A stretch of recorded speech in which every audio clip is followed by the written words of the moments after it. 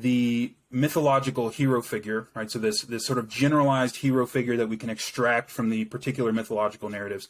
The hero stands at the border between order and chaos, and that's the right place to be. It's the optimal place to be, and that there's a particular process that occurs when you're at that border, which he calls the meta-mythology, and that process involves a descent into chaos and a re-emergence into a higher form of order.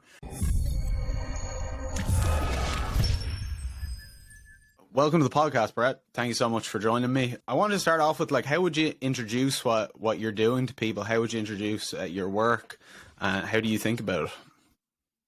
Yeah, so thanks for having me, Mahan. And how would I introduce it? Yeah, so the name of my Substack is Intimations of a New World View. When I started out on this sort of intellectual journey that I'm on now, I definitely didn't have anything in mind like what I'm doing now. Really, in fact, what I was really doing was trying to understand myself more than anything. And so I kind of had some issues in my early 20s, and I sort of made a comeback, and I was trying to understand what happened to me. And in doing that, it led me to questions about the meaning of life in general, and what and ontology, right? What is real, and all this, and certainly didn't expect to go in that direction, but that is what happened. What I'm up to, on Substack is really just writing about ideas that have been sort of simmering for a pretty long time now, and I'm just sort of putting them on paper now, and so I'm doing a few things on Substack. So I'm doing a series on Nietzsche, so bringing Nietzsche's philosophical project to its logical conclusion. I think that Nietzsche got a lot of things right in his mature views. It's sometimes hard to understand Nietzsche, but reading the secondary literature, so the philosophical commentary on Nietzsche, in combination with the scientific literature that I read, I think that a lot of modern scientific findings have vindicated Nietzsche on a lot of points. And I'm doing a series on Jordan Peterson's first book, Maps of Meaning, which is an incredibly difficult book. And I think that Jordan got at something very fundamental in that book, and I think that his thesis is actually probably closer to Nietzsche's than Jordan, I think, realized in some ways. But Jordan was trying to reconceptualize how we think about morality in a sense, and I think he succeeded. And then the most popular essay I have is called Intimations of a New World View, so the same name as my Substack, and it is putting forward a sort of whole picture of how to think about. So, to my mind, what I'm doing there is thinking about value judgments without the two worlds mythology. I don't really conceptualize it that way in the essay, but that's really what I'm doing. So, John Vervaeke in his Meaning Crisis series talks about how during the axial age we conceptualize the world as this kind of two worlds mythology. So there's the sensory world, and then there's like a true world, right? A transcendent world that exists outside of that, and our values are emanated from this transcendent world. Well, when Nietzsche declared the death of God, what he was really saying there is that we can no longer believe, right? Scientifically educated people, we no longer believe in that transcendent world. And that means that since our values were emanating from that transcendent world, we have lost the ability to ground our value judgments in that. We have to find a new way to ground our value judgments. And so I think that there is a way to do that that doesn't require the two worlds mythology. So anyways, that's kind of a broad overview of what I'm up to. That's exactly what I mean. That gives kind of the broad landscape of everything that's going on. Because I've read a lot of your Substack, and I've really been blown away by it. There's so many things that are, particularly what you're touching on there, the kind of death of God, loss of kind of absolute standard of value from which to make relative value judgments, and then the kind of complexity that emerged with the 1800s kind of trying to find a rational grounding for value judgments that didn't really work. And then the kind of weird space that we find ourselves in now. I noticed in the about section of Intimations of New World View, you kind of say that these kind of new, evolutionary psychology, cultural evolution, complexity science kind of hold the answers to the meaning crisis and to the morality and religion thing. So do you think that these are kind of providing a grounding from which, because this will kind of get into the is-ought distinction, which is something I wanted to talk to you about, because that's such a big problem in ethics, which is what I'm doing my work in, I'm publishing in.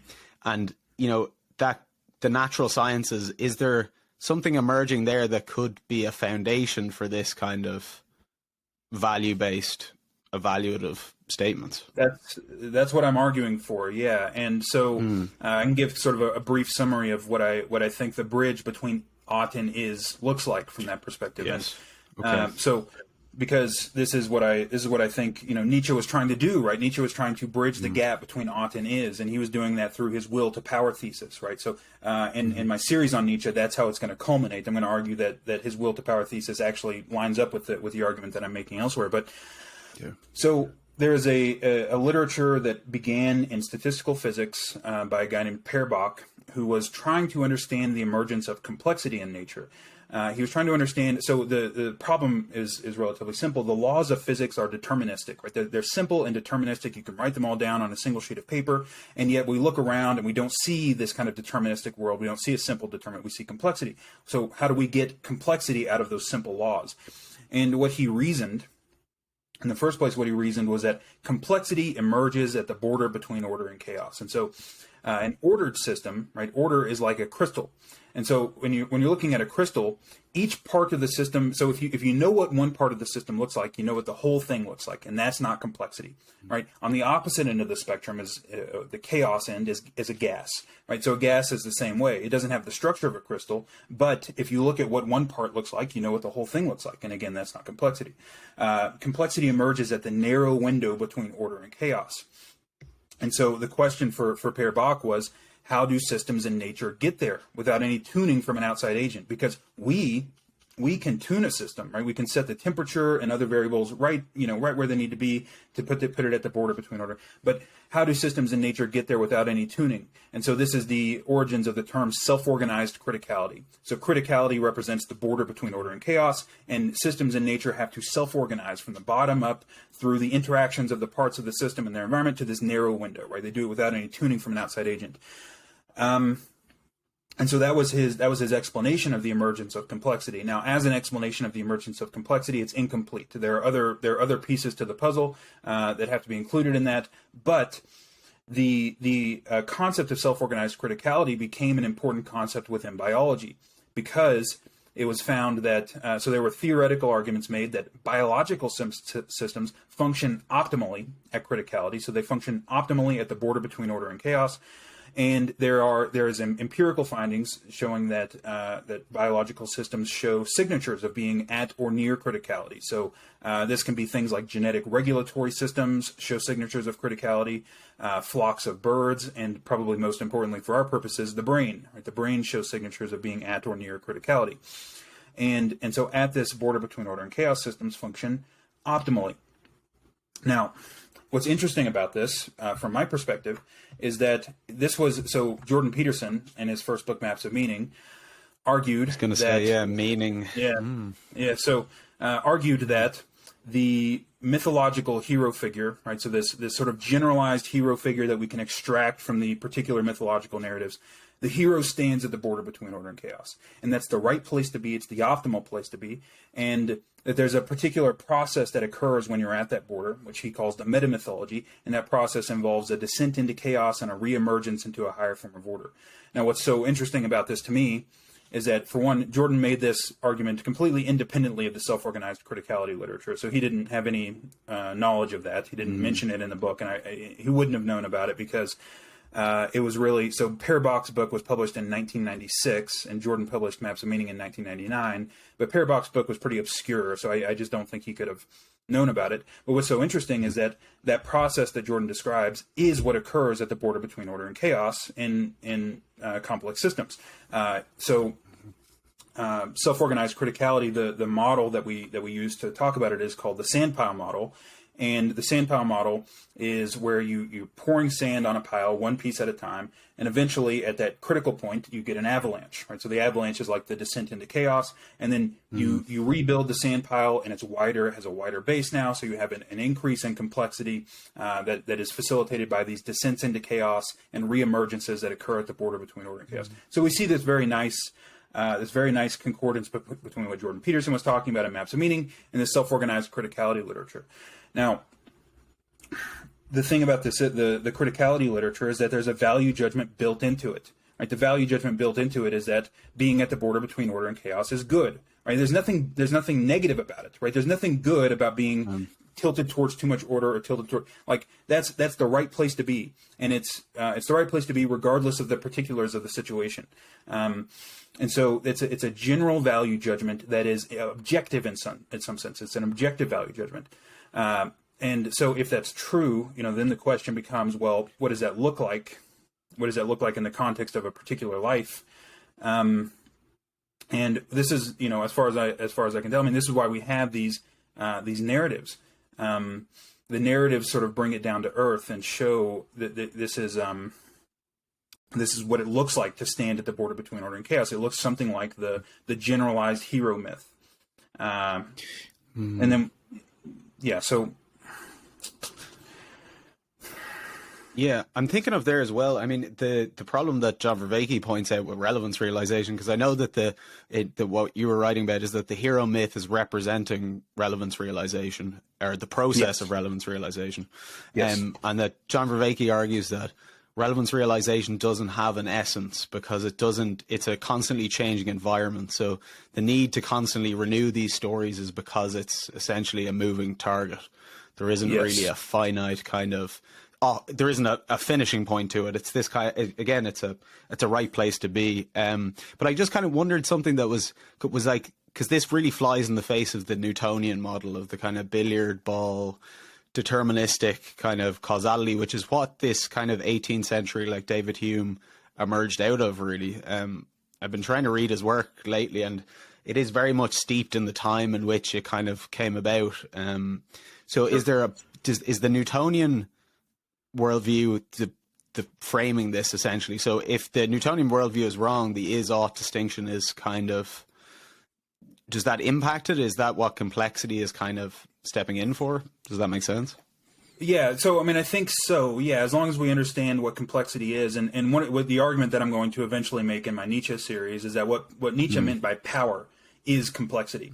So when Nietzsche's talking about the will to power, one translation of that, if you want to translate it into it's like a disposition towards complexity. Now, why do I say that? Well, the way that we define complexity. So there are a variety of definitions of complexity floating around in the literature, but the one that has been used across multiple literatures and that I think is a very good general definition of complexity is the one that was put forward by Giulio Tononi in a 1997 paper. I think it's basically saying that a system is more complex to the extent that it is more differentiated and simultaneously integrated. Right. So the more parts that are brought into a single overarching system, the more complex it is.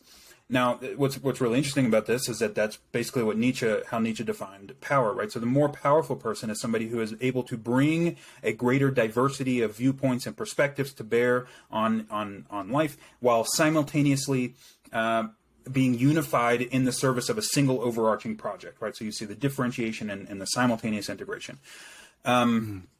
So that is, yes, the complexity aspect of this.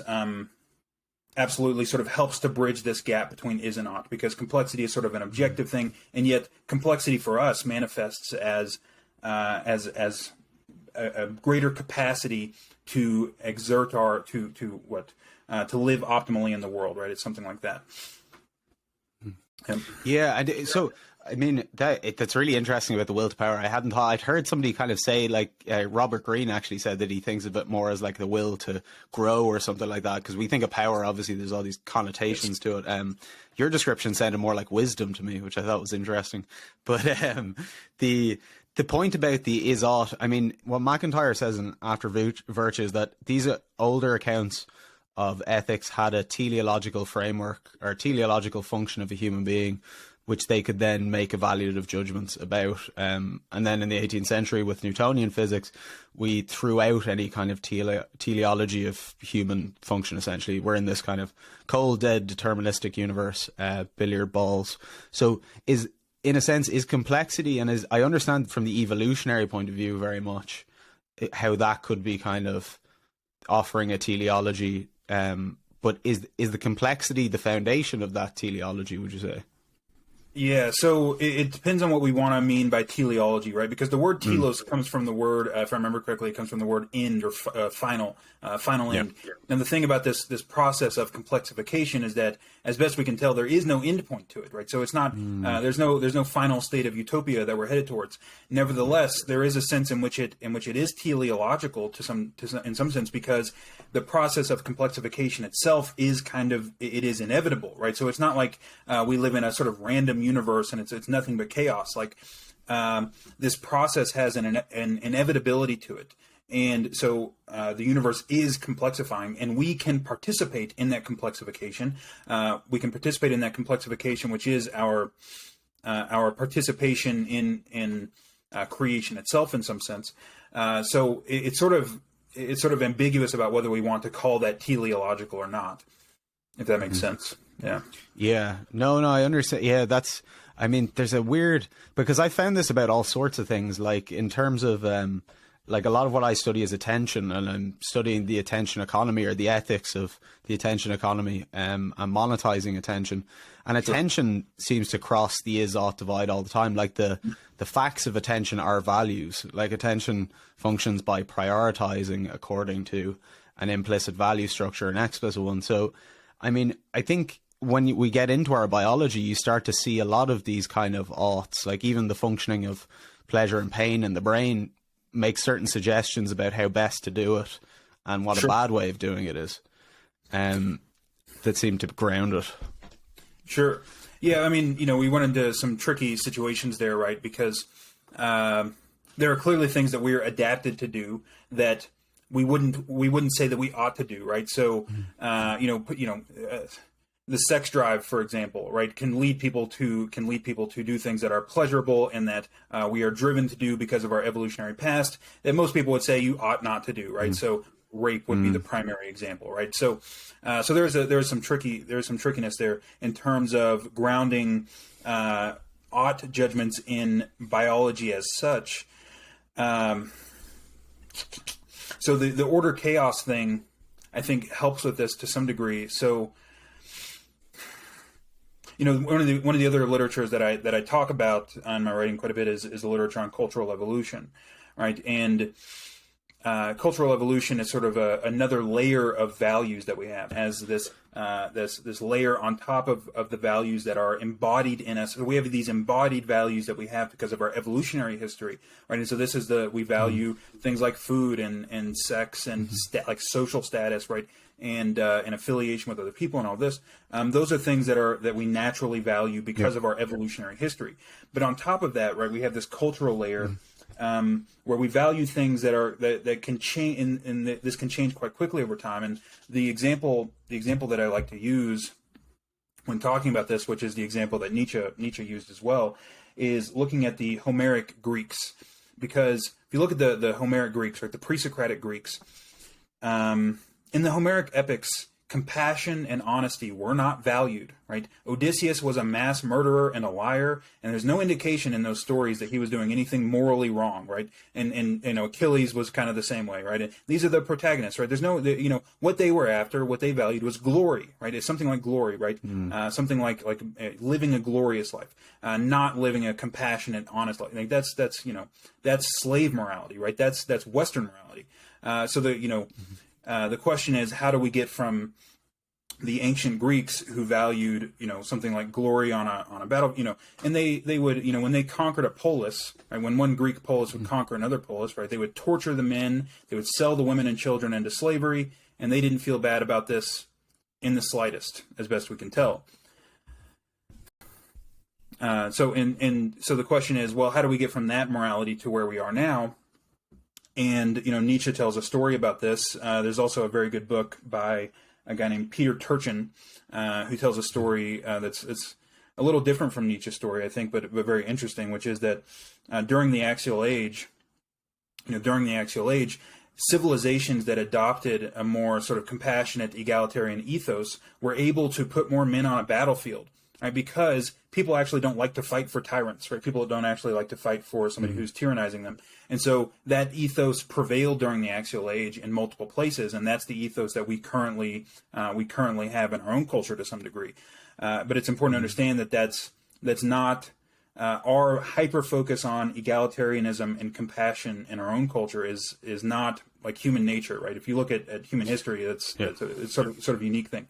So I have a point here, I think. So my point was that what you want to do, right? So none of these particular value sets are like objectively true, right? So our values are not objectively true in comparison to the Greek values.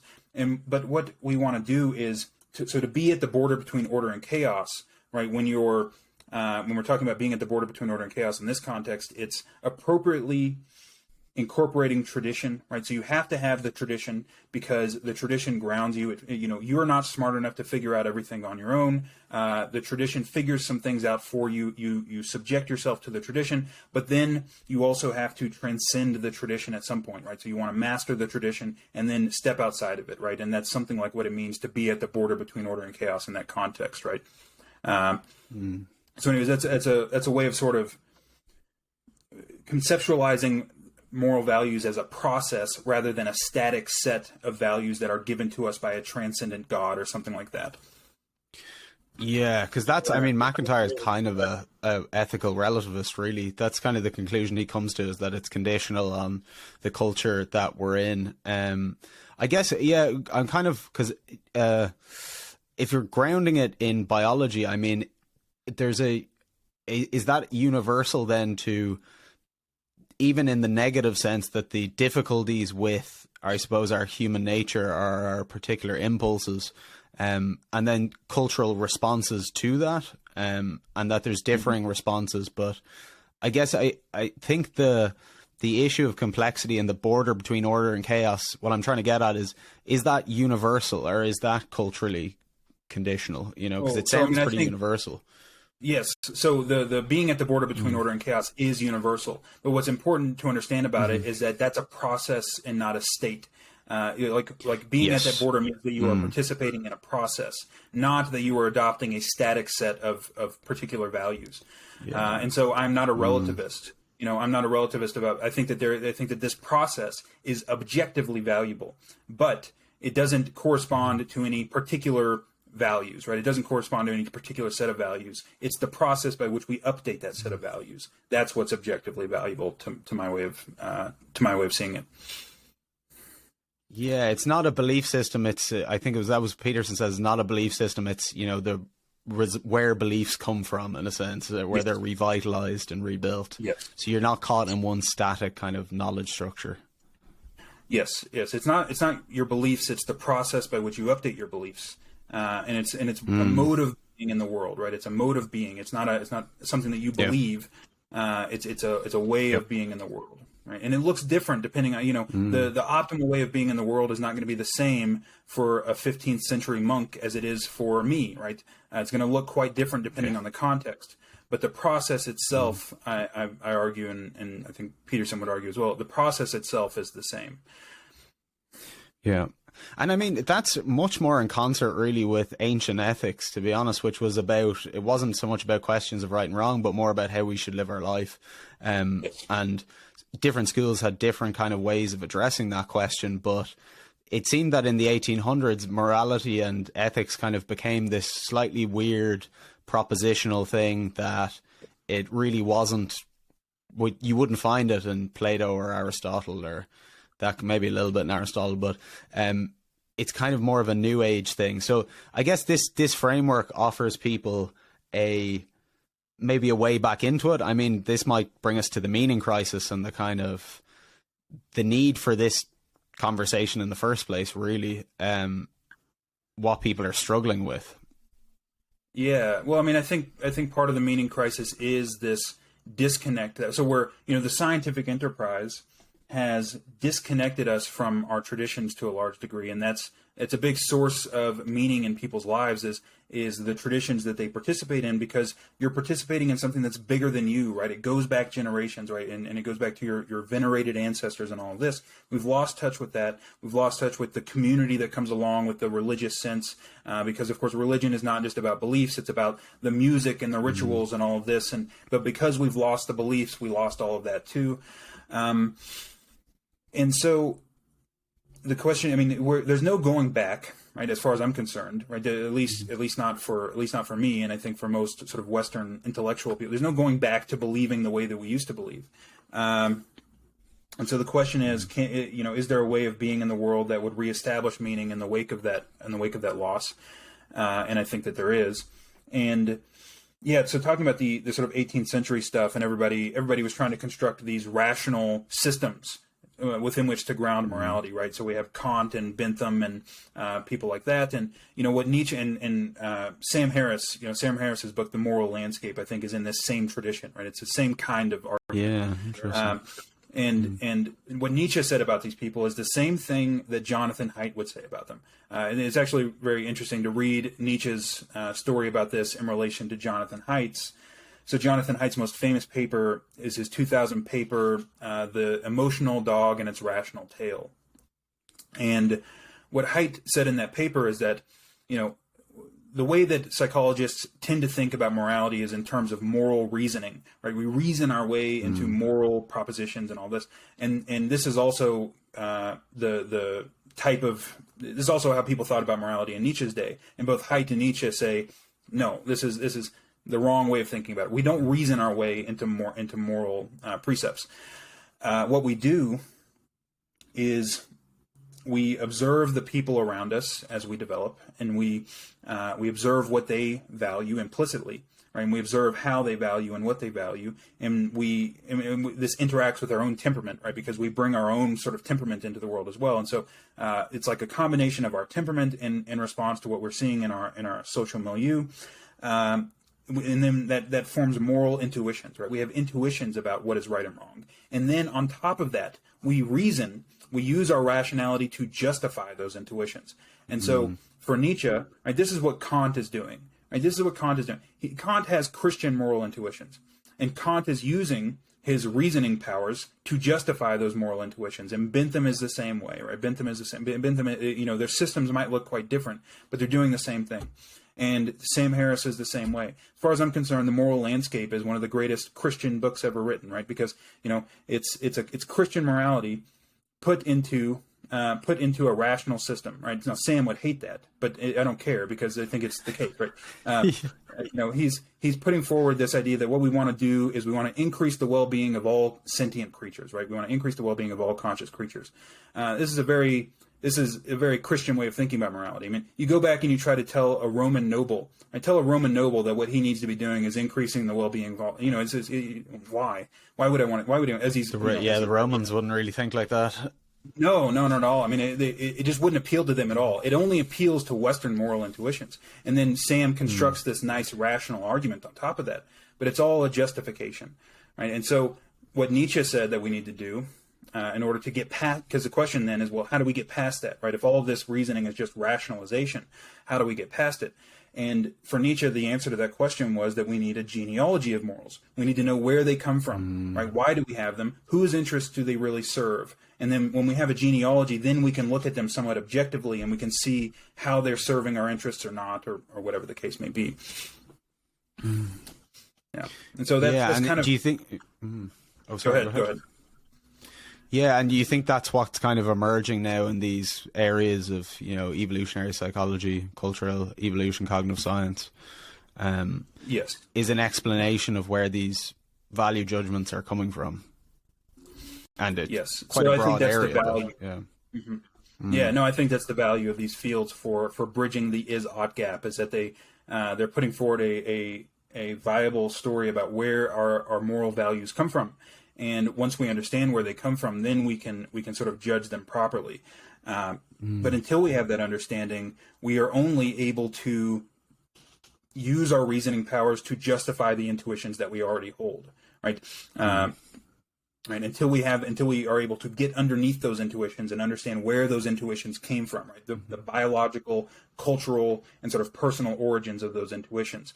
And then for Nietzsche, this was his definition of freedom, right? We become free when we understand ourselves well enough, and we have to understand our history in order to understand ourselves, our evolutionary and cultural history. Then we can sort of wrest some kind of freedom away from that. But until then, we're sort of enslaved to forces that we don't understand or that we can't understand. There's a lot in that, man. It's kind of Socratic in a way as well, like in terms of the Socratic project of, know thyself. And if you were to go far enough into that, it would lead you to these other kind of broader areas, like what you were saying about your own personal story. I've been doing something kind of similar myself, from coming from my early 20s of wanting to, put myself together. And, Peterson definitely contributed a lot to that, to the motivational kind of organizing of oneself. But that self-knowledge being so key to being able to improve on that. Do you think that's part of, is this an educational project ultimately, that we need to create institutions and structures, digital or physical, for people to learn about themselves more so they can kind of make better judgments? Yeah, I mean, so it's in some sense, yes. I mean, I think that as part of our education, this is what the humanities are supposed to do. The humanities are supposed to expose us to our cultural history so that we can understand ourselves. They've been totally corrupted, as far as I'm concerned, in a lot of ways. But that's what humanities. That's what a humanities education is supposed to do: is expose you to the great moral tradition from which you emerged, so that you can understand yourself. And so, yes, I think that that's a big aspect of it. Now, for the average person. Right, for the average person who's not, most people don't benefit from a serious humanity. The average person, it's not an intellectual endeavor, right? So this is why we have stories to some degree, right? Everybody can understand a story, right? Not everybody can understand abstract arguments, right? It's just a fact of the world, right? So for the average person, this is not going to be an intellectual endeavor for them, and this is why we have stories. We have stories because everybody can understand a story, right? And so as an educational endeavor, I think that it absolutely benefits people to be educated, to have an education such that you understand where your values came from. But for the average person, I think there has to be a sort of simplistic version of this, right? These kinds of worldviews, right? Like one of the things that religion does is it appeals to all levels of analysis, right? It appeals to everybody at all levels of analysis. So like you look at the Bible and there's, thousands of pages of intellectual commentary on the Bible over the course of Western history. Most people don't know anything about that, right? They're sort of grounded in the stories. And so you have to have both of those things at the same time, I think. Yeah, that's so interesting, because that's something I've really observed in terms of the complexity of this material and the kind of the interdisciplinary nature of it as well. I mean, even for people that are in academia, the idea of combining all of these areas and going between them and going to ethics and philosophy and cognitive science and evolutionary psychology and kind of walking from domain to domain is pretty alien as well. So yeah. I can see the kind of the need for consolidating that and then communicating it to people in a way.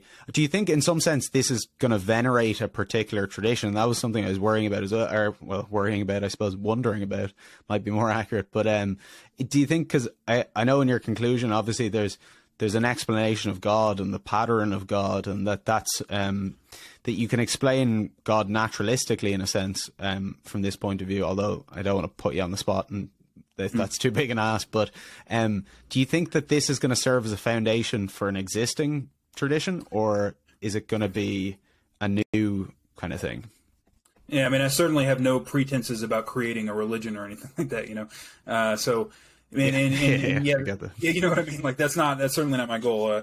But is it, is it going to venerate? I mean, the thing is, I wonder about this because, and this is something that I'll write about at some point in time. I mean, I think that the early, Western culture is Christian culture. There's no getting away from it. I mean, I think that people vastly underestimate the effect that Christianity has had on the Western psyche, even among secular people. And so, in some sense, there's no getting out from under Christianity. But at the same time, I think that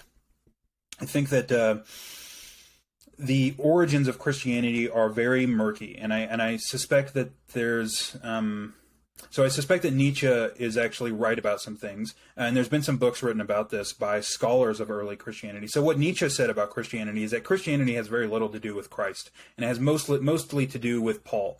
That actually what we think of as Christianity mostly came from the mind of Paul of Tarsus. And there have been multiple scholars who have made this case. I think Nietzsche is being venerated on this.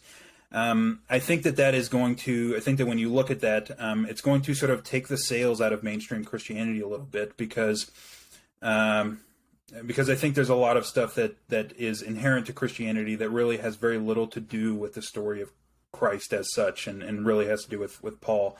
Nietzsche really hated Paul, but this is a tough question for me because I do think there's some degree to which there's no way of getting out from under Christianity, and I don't necessarily want to do that. At the same time, I think that the origins of Christianity are very murky, and I'm very skeptical about a lot of things that are inherent to Christianity. So, I don't really know the answer to that question. For me, my goal is to just put forward what I think is true about these things and let the chips sort of fall where they may. But it is an interesting question as to whether this will venerate certain traditions over others. There's a lot of things that my view... Go ahead.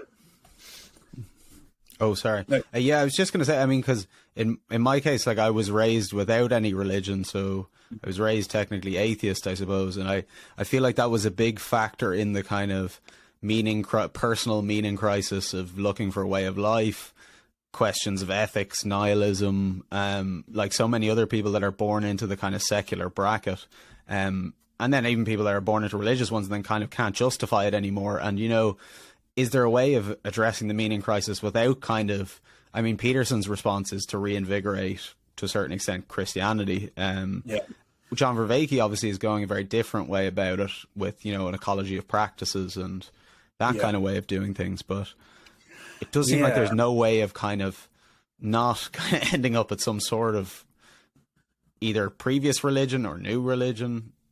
Sure. Yeah. So, I think Peterson is more conservative than I am in these regards. He sees the Bible, in his biblical series. His lecture on the biblical series is really great, and I think it's a great series. But he venerates the Bible in a way that I don't. I see the Old Testament and the New Testament as being partially works of propaganda. So there's a very good book called "Did God Have a Wife?"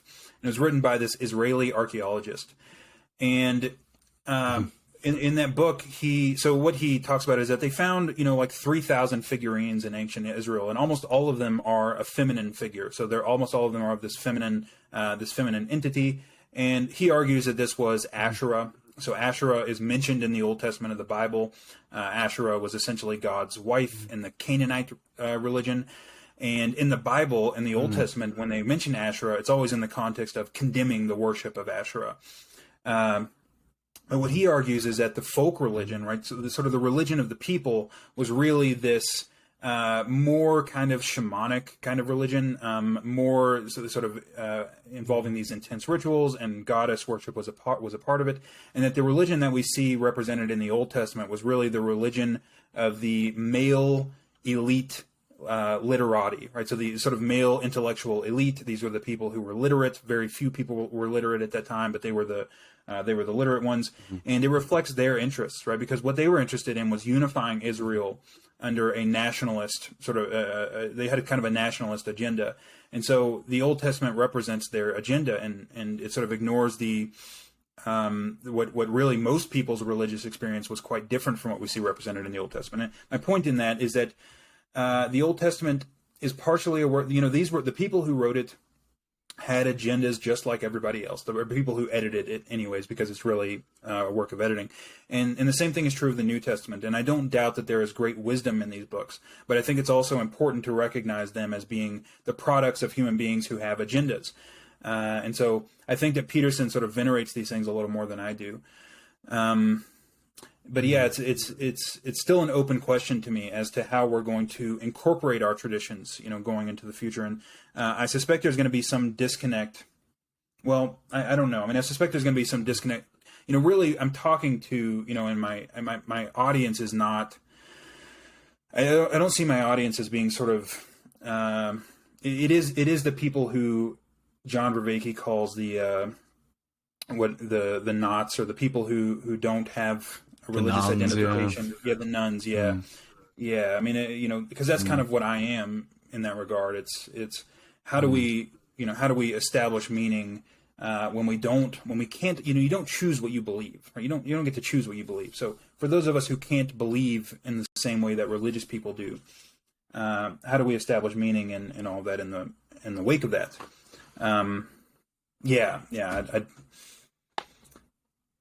It's an interesting question. Yeah, it's a big question. Yeah. Yeah, I mean, I'm really interested because I suppose that's kind of the issue of once you lay all of this stuff out, and if it becomes kind of concrete academic knowledge that we, the worldview that you lay out and Intimations of a New Worldview, and it gets to the point where we have a kind of naturalistic explanation of God. So atheism isn't really an option. Is secularity an option because maybe this God has certain presuppositions? It does, at least, that it's a process that you engage with. It kind of reminded me of the God of Augustine, really, which I thought was very interesting.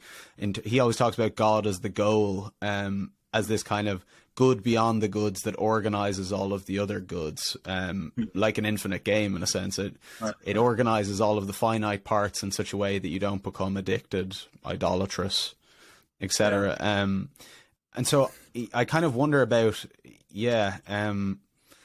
how I suppose you can reconcile being a non with having the argument for God.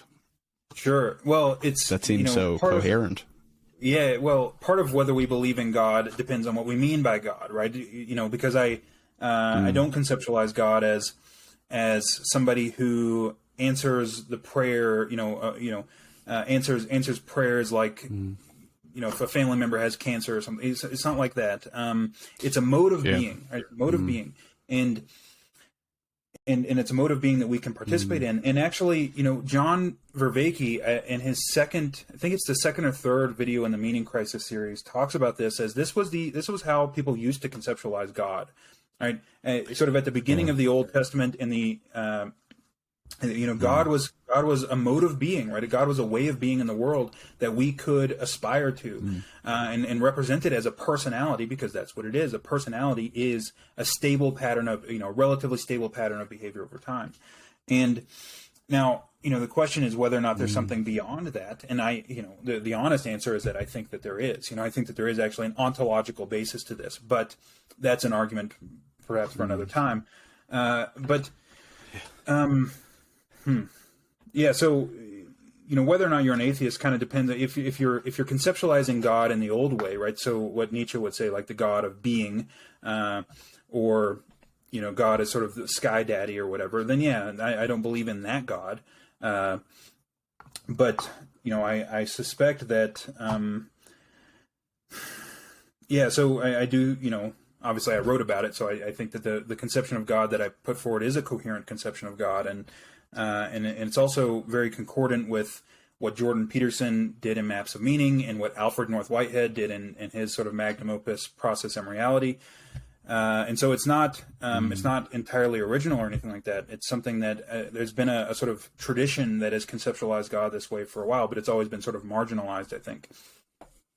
I mean, well, there's almost kind of an intrinsic responsibility in this kind of God as well, which is that you need to kind of enact the mode of being. I'm thinking that, like, imitating Christ, Matteo Christi, that there's an obligation to actually live your life in a certain way according to certain certain modes of being, I suppose, that aren't kind of, you can't do whatever you want. It's almost a system of kind of discipline or enculturation in a way, which has, obviously it's a lot easier if it's just somebody that you get to ask for Christmas presents or for things when things are going bad, it simplifies it a lot. But if it's an actual ideal that judges you and sets the normative constraints for your behavior in the present, it's very real, or it has to be, I suppose. So that's kind of can you set a God or an ideal without it having normative power on us now? I mean, that would be there's value judgments in the mode of being. I suppose that's the redemptive way of being, or the most important. Compared to other ones.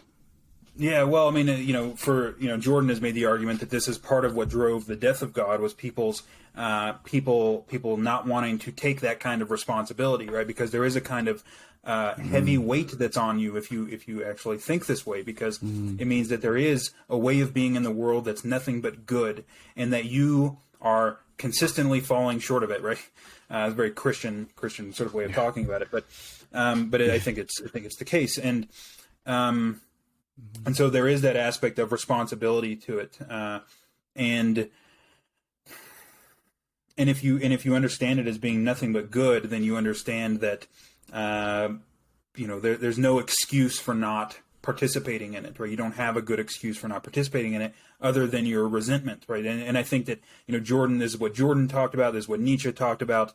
The number one thing that drives people to not participate in this is their resentment, right? Is their ressentiment, as Nietzsche put it. You look at somebody. So one of the things I'm probably the next essay that I publish will be about this.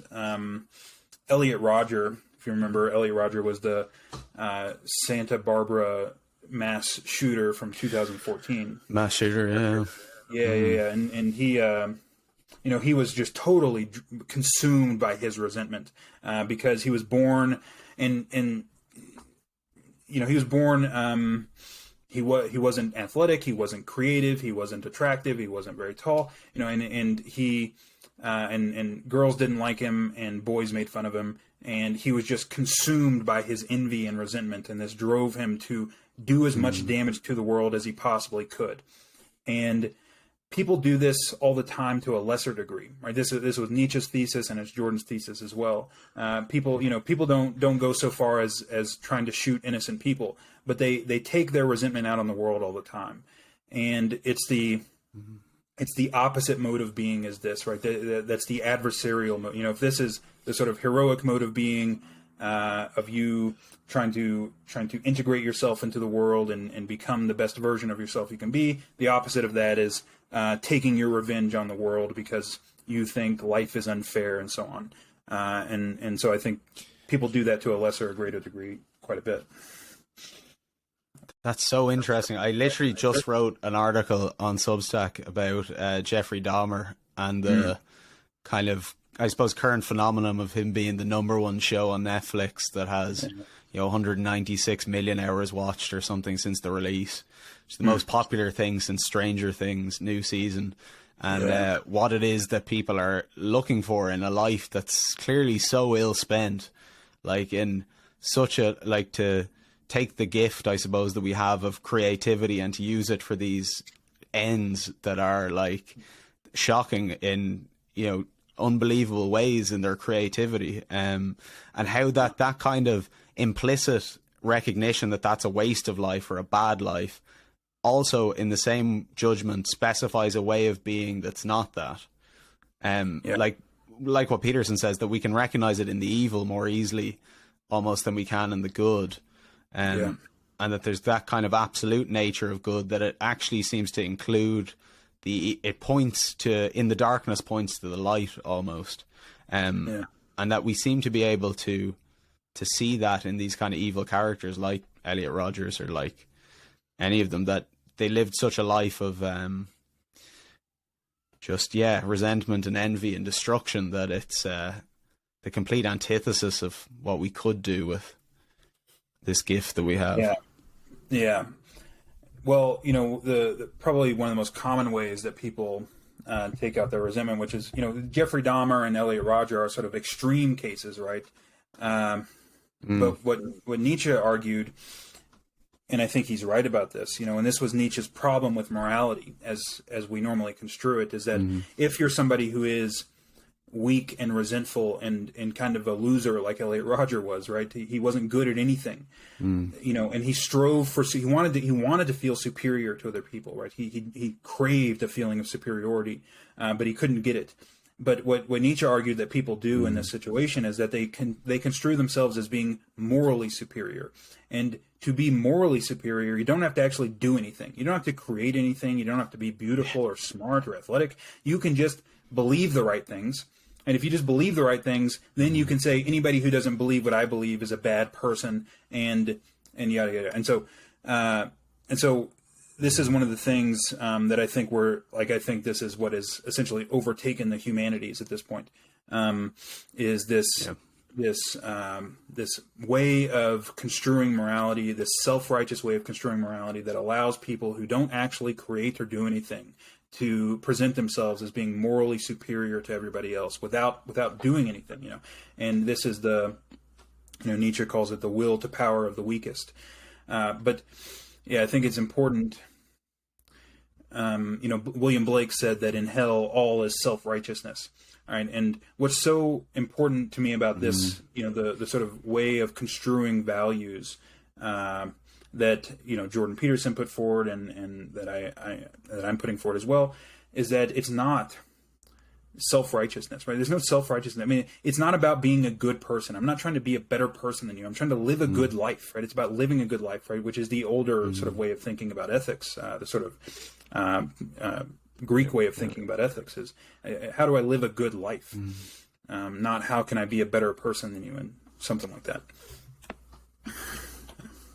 Yeah, and that there's something. I mean, the moral superiority thing. Also, there's kind of like an intellectual sleight of hand, almost like if you're physically dominated by people or you're not successful, you can just invent a kind of metaphysics in your mind. You see it a lot with the kind of conspiracy theory space, where you can invert essentially where you're the moral top of the pile and everybody else is actually bad, because if you're rich and successful, that makes you a bad person automatically, and I'm not rich and successful, so that makes me a good person.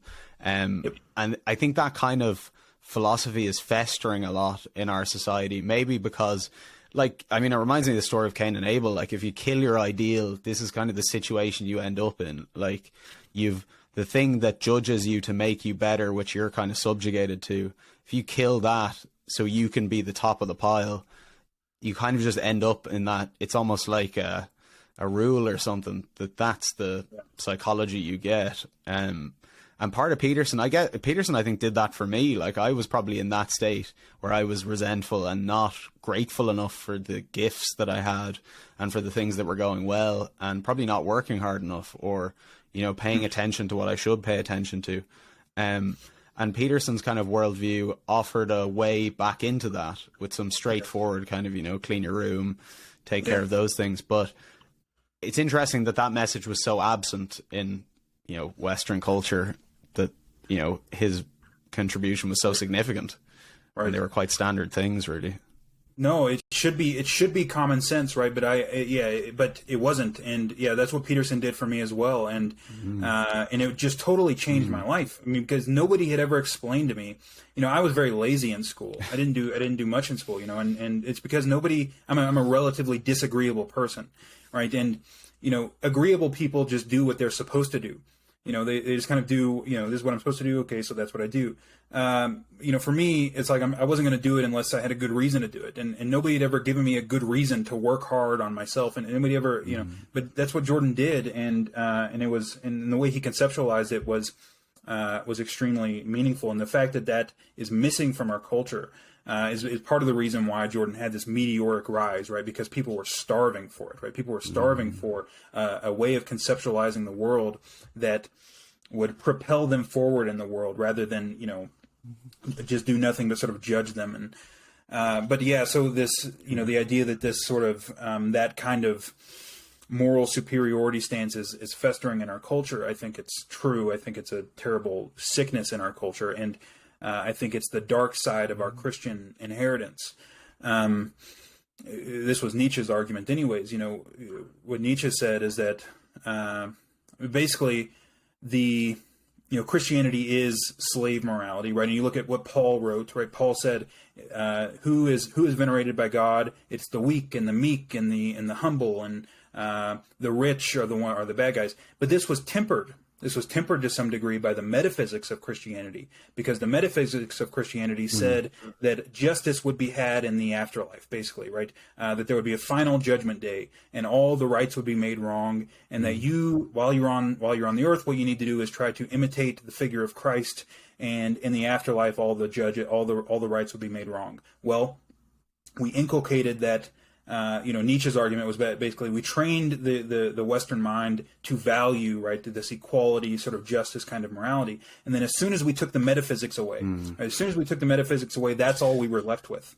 Yeah. And so all we were left with is, well, the weak and the meek are the good, and the strong are the successful are the bad. And so that morality became its own ideology. And I think this is what we're seeing. But yeah, I've heard it called zombie Christianity. I thought that was interesting. Yeah. No, I think Christianity limping on, but without the metaphysics that made sense of it. Yep. Yeah, the metaphysics that sort of tempered it, right? Yeah. Oh, sorry. Go ahead. Oh well, just one thing on this, because I think Nietzsche was very prescient on this. I mean, for Nietzsche, part of what slave morality does is temper the resentment of the underdogs, right? It functions for a civilization because the lower classes, let's say, are always resentful against the people at the top, and they always want to topple things. But a moral system can temper that by saying, A, you're responsible for your own suffering, and B, justice will be had in the afterlife, essentially. And then once you get rid of that, well, all that resentment comes back, right? The resentment never went away; it's still there. And so that's kind of what happened when we, with the death of God, right? That resentment that was under the surface is now coming back with its own sort of moral ideology. Yeah, and there's a lot of arguments as well for science and materialism. I know that Peterson makes that argument that essentially, like, Christianity promised a redemptive mode of being that would, overcome the suffering of life, and then it kind of went on for 1,000 and however many years, and that didn't really come to fruition. Things still kind of sucked. So mankind then turned to the promise of finding redemption in the material world, which is this kind of technology. And I think we're a little bit in that now, really, this technological kind of, particularly for nons, that our lives are very punctuated by technological creations, and we're always kind of, the technology is shaping our values and our attention and our experience. And that's probably a different conversation. But that's kind of a feedback loop as well, that's keeping us in this kind of conflicted state. So we can't really go back to go forward. But the redemptive way of life, I kind of see that in your work, Brett, here. Like, I really think that seems to be, the hero's journey is what Peterson pitches as the redemptive way of life. And it certainly worked for me. And even on those micro levels of, completing goals and cleaning your room and actually caring about your life and your character, and the difference that can make is unbelievable. Like, that really works. And is the answer just to get more people on board with that, or yes, as far as I'm concerned, that's a fair categorization? Yes, absolutely. The answer is not to impose some kind of ideology from the top down. The answer is many individuals getting their act together. And as far as I'm concerned, my own life is like an example. I see, because I had the same experience as you. I was on the path to be a miserable loser.